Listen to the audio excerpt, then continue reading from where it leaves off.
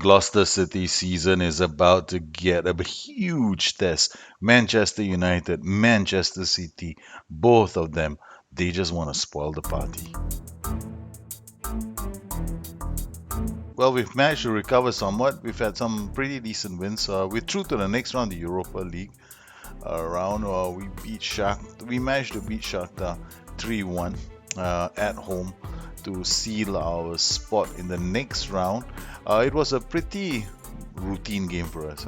I thought we played pretty well against Shakhtar Donetsk once again, completely dominating their golden zone. We shoved them to the flanks for most of this match, so I was pretty happy with the way we played. Against Swansea, we needed a goal from debutant Said Amara, and once again, this is another match we dominated, playing the 4-3-1-2. Yes, we've gone back to a system I actually love a lot. And the downside of using that system is, yes, Manchester United, Manchester City, and then Manchester United again in the Europa League quarterfinals. I guess our adventure in the Europa League quarterfinals is about to come to a screeching halt. I mean, it can't come any faster. You know, I don't think we're gonna get past United. United this season, the last time we faced them, it was a pretty good game at home. Unfortunately for us, United are just too good. We tried a 4-1-3-2. We may have been able to keep them at bay. I still think that in terms of how we controlled the golden zone, even though we played with a 4-1-3-2 at the back, United was still able to penetrate us. And in spite of our presence in this part of the pitch, United was still the better side, and they managed to carve out quite a number of shots on our goal in this match. Their shots coming from three of them inside the box, most of them from range, and a few you can see where all their shots are coming from. So I am a bit concerned playing United. Their key pass combination showing that it was very hard for us to break their midfield down as well throughout the match.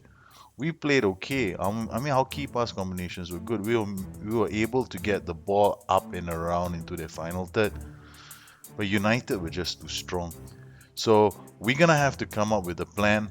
I'm still, debating whether to use the 4-3-1-2 or go back to the 4-1-3-2. Both systems can work for me.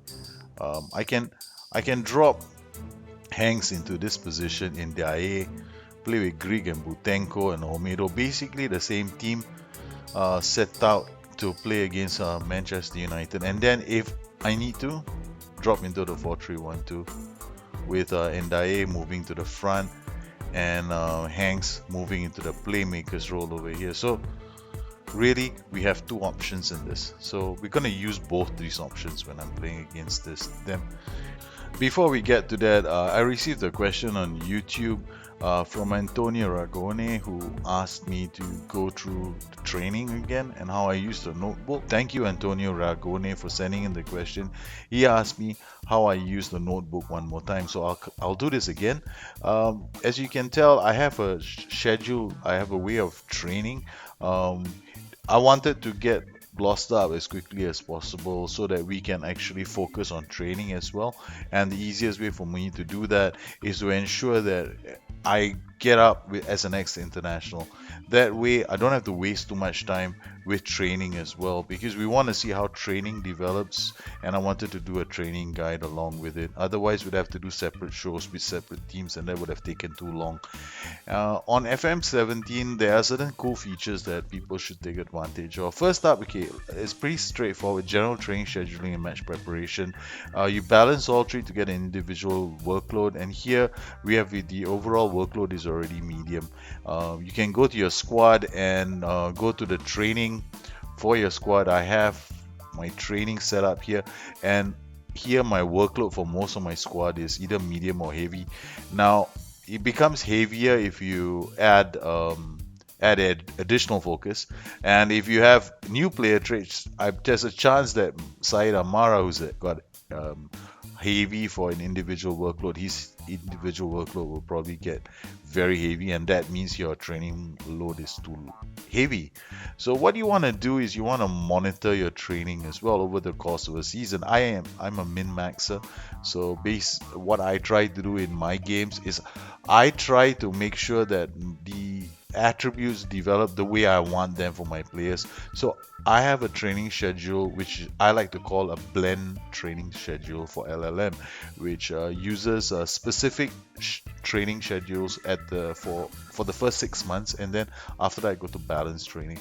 So for the first 6 months, I will probably focus on either I will go all out with fitness, which is what I used to do, but now I'm in the Premiership, and most of my players, well, they have decent fitness, they have decent pace, acceleration, stamina. So what I do is I actually have 3 months of fitness and 3 months of tactical training, which hits some of the attributes. Now, the challenge for most people when they do something like this is, oh my god, how do I manage it? Well, I use the notebook.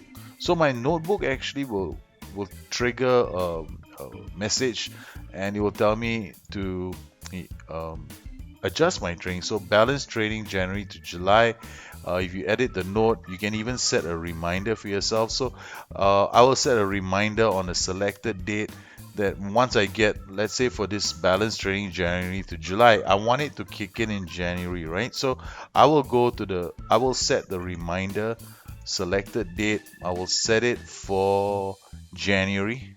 Let's do it for next year then. Then I'll go to January of next year, and it will set a reminder for me right at the start of the season, right at the start of the month. I'll get this message popping in, and you can actually do a reminder occurrence every year, so you don't have to do this all the time. So once I've set this up, every year on the 1st of January, a message will appear in my inbox telling me, dude, change your training to change to balance training. It's a pretty good way of doing things, because if you want to try and remember, and I used to do this a long time ago, I never used a notebook previously, and when I didn't use a notebook, what would happen? I suddenly discover, oh god, my players have been doing fitness for 8 months. This is not good. so my whole schedule goes out of whack.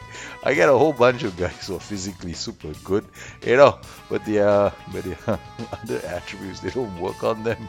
So I got a whole bunch of beasts, but with no skill whatsoever. So what do you want to do? You want to use this? I also use it, if you won't believe it, I also use it for my scouting assignments. Now, I have a scouting program. I set it up for scouting as well. I do scouting by regions, right? So, and I have a timetable, and I want my scouts to come out of that region at a certain time. And I also have a little methodology in my scouting. So because my methodology tends to focus on regions hitting 60% before I go to another region, or target country specifically, then I actually want to remember who the scouts are for in that region. So I use the notebook as well. So I go like Eastern Europe has 22 countries, important countries are 4. I want Bartosz Andrysek and Mario Cotello to be scouting the Eastern European countries. As you can tell, I don't have that many scouts at the moment. We have to, get more scouts in. One other thing I use another way I use the notebook is, of course, the 1st of August, I always review additional focus drinks. So I want to go through my team, and again, there's a reminder that pops up on the 1st of August every year. It comes to me and says, go check your additional focus training, because I do additional focus training and I don't touch it for like 6 months. I mean, most of the time I'm working on areas of the game where they need improvement. So like in this case for Will Grieg, all he's doing is passing, because he doesn't really pass the ball very well, but he's got good decisions. So we work on his passing for the whole season, and like this season, all he's been doing is his passing. So let's see how his passing is done as well. Marginal changes 11 to 11.4.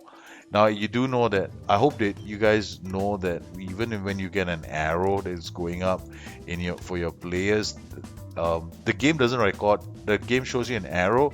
It could mean he's having marginal improvements between 11 to 12. So that's something that you need to bear in mind.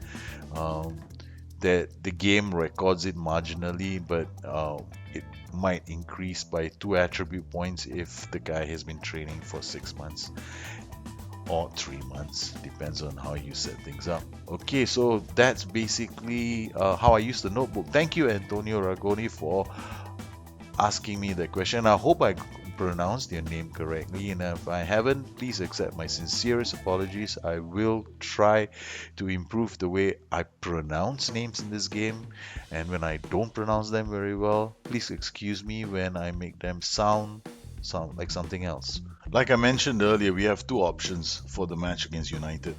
I could either go with a 4-3-1-2 or I could play the 4-1-3-2. Now, a lot of this depends on how United line up during the game, and we shall just go to the game and then I'll make my decision during the game itself. So, one of the things I like to do before I go into any kind of a game is okay, we're playing United, right? So, let's go to United. How do they play at home? I'm pretty sure I know how they play at home because I've played them a few times already. Okay, so we go to United, schedule, senior squad, home match. I just picked one of the latest home matches. Ah, good. They just hammered Spurs 4-0 in the Europas. And they lined up with a 4-4-1-1. Alright. My previous experience with 4-4-1-1 has been a match again I played against Man City a while ago. Let me find the match that we played. Somewhere around here. I should have a Man City game. Pretty certain I played them already. So against Man City, I used the 4-1-4-1 and we created two clear-cut chances. That was probably not a bad use of the 4-1-4-1. And again, they're a very good team. So in terms of the heat map, Gloucester City, well, we didn't get control of the pitch. Man City, on the other hand, they got control of my golden zone.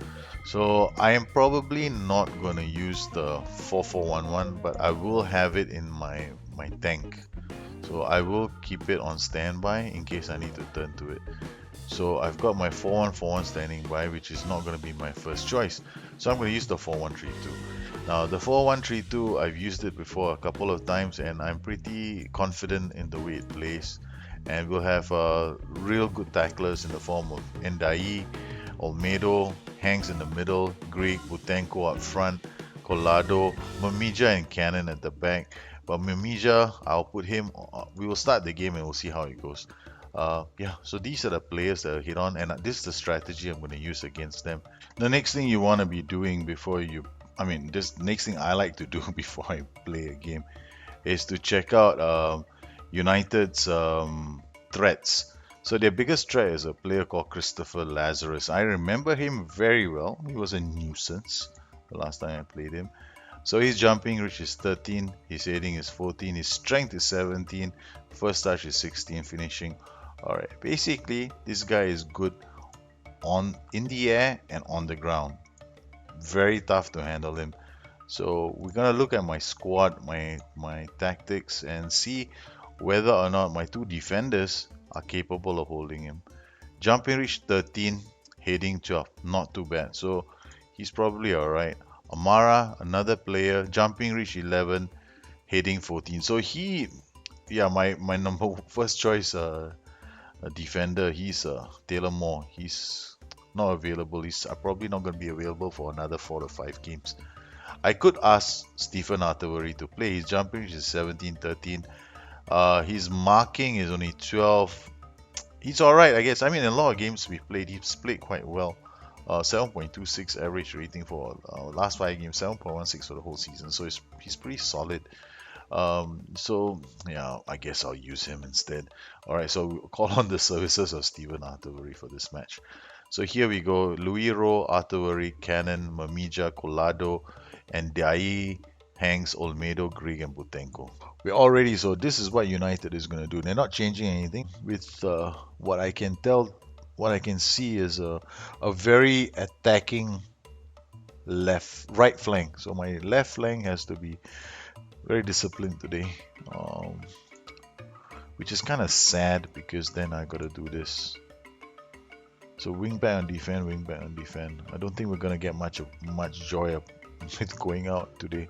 Well, some people have asked me this question. Why don't you use tight marking? Okay, tight marking I'm not going to use against a team that has got so much acceleration like United has across the pitch. Nearly every one of their players has got acceleration on 17 and 18. If I were to use that, I'll get skinned alive all over the pitch. The other thing I don't want to do is use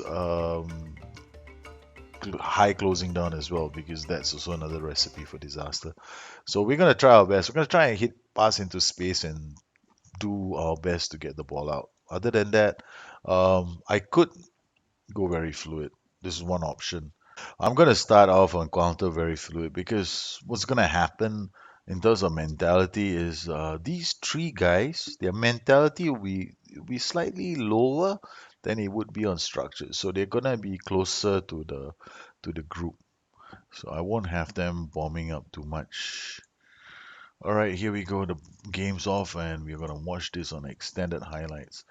Martial with the ball, and off he goes. Lo Celso to Pogba to Martial, Martial to Lo Celso, and ooh, he turned my play easily. Look at Pagago, Lazarus with the header. Oh boy, this is not good news for us. We're just too deep at the moment. 8 minutes in, Dimitrov with the throw. Barca easily getting the better of our players. Pogba now with the ball out wide to Martial. Martial plays it out wide to Dimitrov. And Pogba says, "No, we've got so much time in the world. Why don't you let me get to the ball?" And the header almost getting us. All right, changing to attacking, going to fluid, changing to shape, changing my shape as well. I don't want everybody to be thinking about attacking now. I'll keep the attacking group further away from my goal. Let them do their duty and let them get up the pitch, attacking structured. Okay, Johnston to Mamija to Ndaye. Ndaye plays a good ball to Will Greek. Will Greek to Butenko. Butenko into space or Hanks. Hanks shoots. Oh, that would have been a good shot. A goal. All right. De Gea with a long kick out. And Mamija reset well. Ndaye to Will Greek. Will Greek. Poacher. Don't try something too funny. Mamija, Olmedo, Olmedo back to Luiro, Luiro to Endai, Endai to Butenko to Hanks. Hanks holds up the ball and Butenko shoots. That's two shots. So we both have two shots now. It's 25 minutes. No, we have had three. Even better still. Oh no, Lazarus, don't spoil the party. Thank you very much. Okay. Why did I go from counter, very fluid, to attacking structure? And what was the logic behind that? Now, I'm not saying this is going to work, right? I'm just trying this out against United because I'll try this out later. The reason why I did this, because on counter, very fluid, those attacking duties that you saw earlier, well, their mentality is reduced slightly. So, in a way, that creates that image on the pitch. What we see on the pitch is everybody looking so compact. Now, when I go attacking structured, what I've done is I've basically told the whole team, 11 players, not all of them are going to be attacking. The defenders will probably be on a lower range of attacking. They might even be defensive. Support players will probably be a bit more, there'll be a bit more distinction in their duties. The attacking players like more distinction, nevertheless. So I'm hoping that this distinction gives us in terms of transitions as well, it helps us because we don't have too many players getting involved in transitions. Martial, only the attacking players are definitely going to be further forward, and I don't have that many attacking players. If you notice in my tactic, I only have a few. I only have three, or rather two, the attacking duties. The poachers, the Trequartista, and the central midfielder attack. These are only three players on attacking duty. The rest are defense and support. Okay, not too bad. The boys are doing well. So they were performing better playing attacking structured. Olmedo to Colado to Endai. And I'm waiting to see if United find that this is annoying and whether they change their posture. Sure. And I do expect United to beat us. I mean, honestly, I don't think we're going to beat United or maybe even hold them to a draw. Paga to Dimitrov, they cut, and this is where they're going to be strong. Paga with a cross, but they gets intercepted. Butenko to Hanks. This could be a very quick counter because I got three of them on the attack. mentalities. Ndai in support. Joe Hanks, we scored! I don't believe it. Gloucester City 1, Man U nil. Holy cow. It worked. Yes. Yes, you did. Now I'm going to sound like I knew that this was going to happen from the beginning. All right. I'm going to use some kind of logic to, you know, explain it away. But honestly, this was a wild guess on my part. The logic behind it is the way I think about it is this. All right. When you are on counter very fluid, your attacking group, your attacking mentalities, the mentalities are going to be lower. So it makes everybody seem more compact. So in a transition, yes, you see everybody transitioning the same way. Now, if you're playing on attacking structured, then your attacking mentalities, they're going to be much higher than in terms of their mentality than the rest of the team. Now, what this creates is also the risk profile for these players is much higher now, and they're probably gonna do things they would probably not do if they were on attacking very fluid, if that makes any sense to all of you. Because they're in attacking very fluid, they're actually in attacking very fluid, their mentality is probably going to be lower compared to attacking structured. Well, I hope it makes sense. Yeah, this is all very confusing, but you gotta like really play around. You gotta play around with your mentalities and your shape a heck of a lot before you see all of this happening. And most people they don't. I am a psychotic player. I got nothing better to do in my life than to do this like all day. 59 minutes in, Gloucester City leading Manchester United. This could be a momentous occasion. We are at Old Trafford. Unbelievable. And Butenko is not having a good game now. Oh, this is not good. We are celebrating a bit too early. United are gonna do what United does best, and they're gonna score. 68 minutes in. Yeah, United have changed an attacking 4-2-3-1 right now, which is even scarier for me. No! Cannon has saved the day. That ball was about to roll into the back of our net. With about 12 minutes to go, 10 minutes to go, Sam Johnston to Luiro to Artillery, back to Johnston, out to Endai to Hanks. Hanks looks up, sees Greek sees Butenko. Butenko can't miss, but he does. The no! How could he miss that? Hanks into the box. Louis goes up. I don't believe it. Butenko could have sealed the deal. Instead, we're still sitting at the edge of our seats. 87 minutes. Okay, Felix with a corner. Luiro clears that. Makes substitution. Time to waste time. Time to waste time. Why do I ever say stupid things like that? Mike McNulty, you coming in for Butenko. Papa Endai. You will stay on the pitch. Okay. Yeah. I think that's the best thing right now for you to stay on the pitch because Papa is playing a very good game. All right, we're gonna take the first player off, and then the second thing we're gonna do is we're still gonna pass into space because I'm using poachers. Shaw, Romagnoli, back to Forza Mensa, and Arthur Worry does ever so well. Dimitrov, and this is no, he's offside. Ref, give me the offside. He does not give me the offside. Damn it! United have scored at the death. I don't believe it. Ah, he was not offside. CeeLo Green's cousin Lo Celso has scored a goal. Johnston to Mamija. Well, Gloucester City once again, we played quite well. United, we have learned one thing from this game. The heat maps now. I want to see the heat map. This is going to tell me a lot. Okay, Gloucester City heat map. All right. As I suspected, I still haven't got very good control of this, but we did very well with the left side of the pitch. They didn't, Baka didn't really exploit us on that side. So our 4-1-3-2 defend, duty, attacking structure will keep it going. The first half, before I actually did that, about this part of the game, let's see how United. This is what I mean by when I say you're not going to see much but patches of green. So even if you go up to the first half, end of the first 45 minutes, Manchester United, this is Gloucester City. You can see they were developing control of these two areas, and you can see that even at this point, United couldn't penetrate us. All right, Not too bad. Well, our little experiment has come. I don't mind. It was not bad. United have failed to beat us this season, and that is damn good news for me.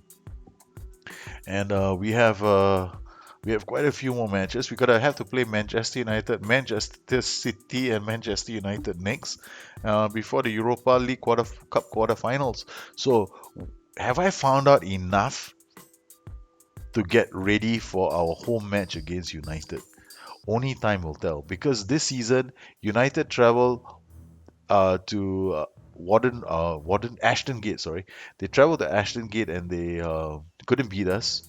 And now we've traveled to Old Trafford and they couldn't beat us again. So will this be enough? Have we picked up enough from this?